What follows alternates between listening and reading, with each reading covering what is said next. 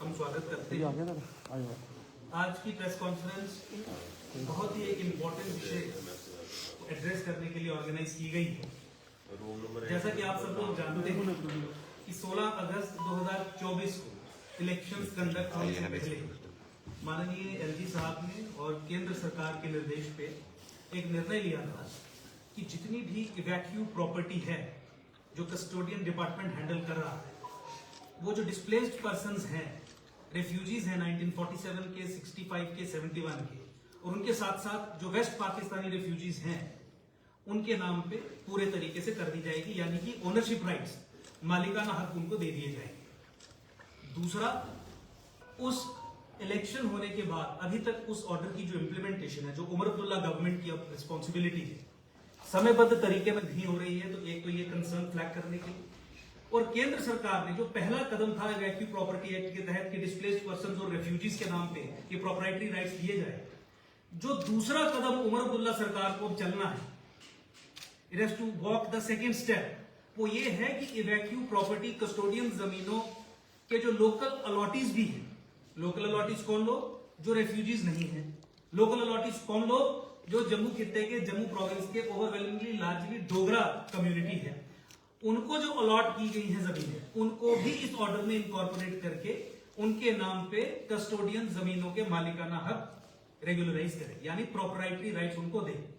मैं बताना चाहूंगा सब लोगों की जानकारी के लिए कि रेफ्यूजी कम्युनिटी को जो अलॉटमेंट्स हुई, उसके अलावा government order LB7, cabinet order 578C और एक 1971 का ऑर्डर नंबर 371 होता था, जिसके तहत पोजीशन के बेसिस पे कुछ तरीके की रेगुलराइजेशन होती थी लोकल अलॉटीज के फेवर में। और उसको अगर आप अग्रेरियन रिफॉर्म्स एक्ट के सेकंड शेड्यूल के साथ पढ़े तो वो भी हकदार थे प्रॉपर्टी राइट्स के। उन जमीनों की प्रॉपर्टी राइट्स लोकल अलॉटीज के नाम पे हो जाए, उसके लिए आज हम ये प्रेस कॉन्फ्रेंस कर रहे हैं। डिस्प्लेस्ड पर्संस के फेवर में जो ऑर्डर ऑलरेडी हो चुका है, उसे समयबद्ध तरीके में इंप्लीमेंट किया जाए, उसके लिए आज की प्रेस कॉन्फ्रेंस आयोजित की गई है। साथ ही साथ आप सब लोगों ने देखा कि जो लोकल अलॉटीज थे, जम्मू खित्ते के रहने वाले लोग जो थे, उनको ये जो जमीनें दी जाती थी, और जब ये जमीनें सरकार किसी पब्लिक पर्पज के लिए एक्वायर कर लेती थी, तो उन लोकल अलॉटीज को कंपनसेशन का अमाउंट नहीं दिया जाता। लीगल रेजीम जो है, अगर आप कानून की सही जानकारी रखते हैं तो उसमें कैटेगोरिक था, चाहे वो लैंड एक्विजिशन एक्ट से संबंधित रूल्स हो, चाहे वो अग्रेरियन रिफॉर्म्स एक्ट हो, चाहे वो 1965 की गिरदावरी के आधार पे 371 ऑर्डर नंबर की जो लीगल रेजीम हो। मैं उसमें डिटेल में नहीं, ज्यादा कॉम्प्लेक्स हो जाएगा, लेकिन लोकल अलॉटीज भी एंटाइटल्ड थे कम से कम 80% कंपनसेशन के लिए, जो उनको नहीं दी जाती थी। तो ऐसे सब लोकल अलॉटीज जिनसे जमीनें ली गई हैं सरकार के द्वारा और जिन्हें कॉम्पनसेशन नहीं पे की गई है, उन लोगों को कॉम्पनसेशन भी दी जानी चाहिए। अब ये जो सेकंड स्टेप है, जम्मू कश्मीर यूटी में अब एक चुनी हुई सरकार है, उमर अब्दुल्ला डिपार्टमेंट को ओवरसी भी कर रहे हैं।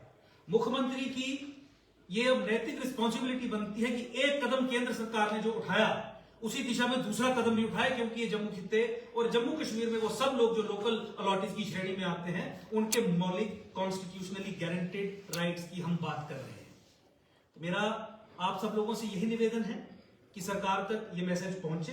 भाजपा की जो ऑफिशियल पोजीशन इस पे है वो हमने आर्टिकुलेट की, और साथ ही साथ कस्टोडियन डिपार्टमेंट जिसकी एग्जिस्टेंस ज्यादा खर्चीली है rather than the work it is doing, मतलब पूरा डिपार्टमेंट जो इस समय कार्य कर रहा है, वो कार्य करने के लिए जो तनख्वाह और सारा डिपार्टमेंट को चलाने का काम है, अगर वो उससे जो अर्न कर रहा है उसका खर्चा उससे ज्यादा है, तो किसी भी परिस्थिति में इस डिपार्टमेंट को आगे चलने का कोई औचित्य रहता नहीं। तो वी आर प्रपोजिंग क्योंकि प्रॉपर्टी राइट्स कन्फर करने हैं, तो ये कस्टोडियन से कस्टोडियन जनरल की जो लीगल रेजीम है, इसे खत्म किया जाए।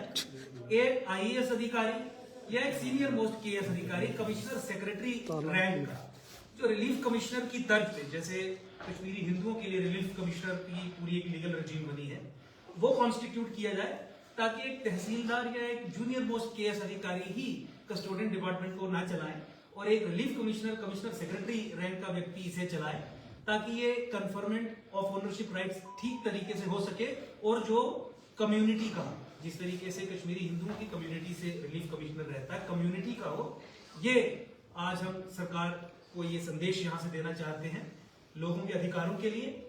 कस्टोडियन जमीन के मालिकाना हक डिस्प्लेस्ड पर्संस के फेवर में समयबद्ध तरीके में किए जाए और लोकल अलॉटीज के फेवर में तत्काल प्रभाव से एक आदेश जारी किया जाए। 2,56,846 2,56,846 आइडेंटिफाइड इवैक्यू प्रॉपर्टीज हैं जो कस्टोडियन डिपार्टमेंट ओवरसी कर। इन सभी प्रॉपर्टीज का ये एग्रीकल्चरल नेचर की हैं, ये कमर्शियल नेचर की हैं, ये रेजिडेंशियल नेचर की हैं, ये मिक्स्ड नेचर की हैं, दूसरे तरीके की भी है, कुछ सरकारी डिपार्टमेंट्स के पास भी हैं। सब की सब रेगुलराइज की जानी चाहिए। और इसके पीछे जो एक वैचारिक दृष्टिकोण से आप देखें तो मुझे बताइए कि 1947 में वो लोग जो टू नेशन थ्योरी को सपोर्ट करके पाकिस्तान के समर्थन में पाकिस्तान गए, उनके लिए आप प्रॉपर्टीज को कब तक यहाँ पे संभाल के रखेंगे और अपने नागरिकों को पीड़ित करेंगे? क्या उमर अब्दुल्ला सरकार का यह दायित्व नहीं है कि इस आदेश के क्रियान्वयन के लिए वो समयबद्ध तरीके में कार्य करे? क्या उमर अब्दुल्ला सरकार का यह दायित्व नहीं है कि जम्मू के लोकल अलॉटीज जिनके पास ये जमीनें हैं, जो एग्रीकल्चरिस्ट हैं, जो मार्जिनलाइज्ड सेक्शन से आते हैं, जो disadvantage sections of the society से आते हैं, जो पीड़ित वर्गों से आते हैं, उनके नाम पे भी रेगुलराइजेशन के लिए ऑर्डर निकाले?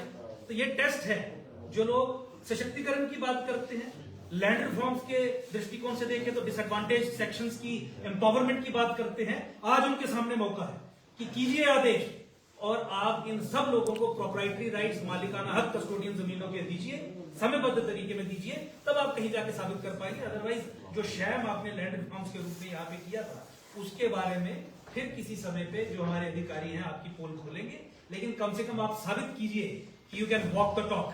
आप कहते हैं अगर एम्पावरमेंट के लिए, तो लोकल अलॉटीज के फेवर में कस्टोडियन जमीन के मालिकाना हक देना असल एम्पावरमेंट होगी। कस्टोडियन डिपार्टमेंट की एग्जिस्टेंस का कोई औचित्य नहीं रहता, उसे खत्म करना नेक्स्ट एक लॉजिकल स्टेप होगा। एक बड़ा अधिकारी यहाँ पे स्थापित करना जो कम्युनिटी में से ही हो, जो बेनिफिशियरी कम्युनिटी है, जो परसिक्यूटेड कम्युनिटी है, उसी कम्युनिटीज में से हो, क्योंकि रिलीफ कमिश्नर उसी तर्ज पे बनाया गया है। कश्मीरी हिंदुओं के दृष्टिकोण से अगर आप देखें उसी तर्ज पे ये कीजिए तो फिर ये माना जाएगा। मैं 2 मिनट के लिए आपसे निवेदन करूंगा कि भाई वी शर्मा जी हमारे साथ है, भाजपा के सीनियर लीडर है, प्रवक्ता है, इनकी भी आप 2 मिनट के लिए बात सुन। धन्यवाद। मैं ऐसा कहना चाहता हूं कि जिस ढंग से हमारे अंकुर जी ने इशू को फ्लैग किया है, this issue has been agitating for years together. We are grateful कि एलजी साहब ने इस मुतल्लक अक्टूबर में इलेक्शन होने से पहले, अगस्त में सॉरी, उन्होंने ये ऑर्डर पास किया और ये इवैक्यू प्रॉपर्टी जो है जिन जिन लोगों की पोजीशन में थी, जो रेफ्यूजीज थे, उनको सारे हकूक दिए गए और उसके साथ हमारे जो लोकल अलॉटीज थे, हम उनको भी ये सारे हकूक दिए जाएं ताकि उनकी पोजीशन में जो लैंड है उनको मिल जाए। जैसा ये कहा गया कि ये इश्यूज कई दफे उठाए गए, लेकिन अब एक दिशा को कायम किया गया है। हमारे एलजी साहब ने उस दिशा को कायम किया गया। हमारे जम्मू कश्मीर में इलेक्शन हुए, एक डेमोक्रेटिक तरीके से जो हुकूमत इस वक्त कायम हुई, उस हुकूमत का ये फर्ज बनता है कि लोगों की लॉन्ग स्टैंडिंग, लॉन्ग अवेटेड जो प्रॉब्लम्स हैं उनको ऑन प्रायोरिटी अटेंड किया जाए। कस्टोडियन हाउसेज और इवैक्यू प्रॉपर्टी का जो इशू है, this has been raised time and again, और मैं ये समझता हूँ कि एलजी साहब ने इसको हकूक देकर एक रास्ता खोला है। जो हमारी मौजूदा हुकूमत है उससे अपनी एक डायरेक्शन लेकर लोकल लोगों को सबको इसके हकूक दिए जाए ताकि वो लोग उस प्रॉपर्टी को इस्तेमाल अपने अच्छे ढंग से कर सके। ये जो पॉइंट कहा गया कि इसका इवैक्यू प्रॉपर्टी का जो इस वक्त आज की डेट में उसको मेंटेन करने का, इनको मेंटेनेंस के लिए जो हमारे सारे इवैक्यू प्रॉपर्टी है उसका जो खर्चा ज्यादा है, उनको तनख्वाहों का खर्चा ज्यादा है, और इसलिए इन तमाम प्रॉपर्टीज को उनको दिया जाए और ताकि वो उन प्रॉपर्टीज को अपने मन मुताबिक अपने तरीके से उनको इस्तेमाल कर सके। इन्हीं अल्फाज के साथ हम आज की प्रेस कॉन्फ्रेंस के शर्मा साहब, मेरा एक सवाल रहेगा कि जिस तरह से आपने ये इशू उठाए, ये लंबे समय से आए, आपकी 10 साल सरकार थी, ये इशू उस समय बड़े आसानी से ये इसको सॉल्व किया जा सकता। अब ये 3 महीने की सरकार है, आपने 10 साल में इस इशू को क्यों नहीं सॉल्व किया? देखिए ये 16 अगस्त 2024 को इशू फाइनली रिजॉल्व हो चुका था। उसके पहले जो तैयारी करनी थी वो करके सरकार ने 16 अगस्त 2024 को निर्णय ले लिया, जो लीगल रजीम के तहत ये तो बड़े लंबे समय का था, ये आज का नहीं है, ये लंबे समय का इशू था और ये बड़े आसानी के साथ आप 370-35 हट गई है। ये तो आप आसानी से सेंट्रल गवर्नमेंट कर सकती थी, क्योंकि सेंट्रल गवर्नमेंट के जरिए ये जो है एलजी हैं तो कर सकते थे।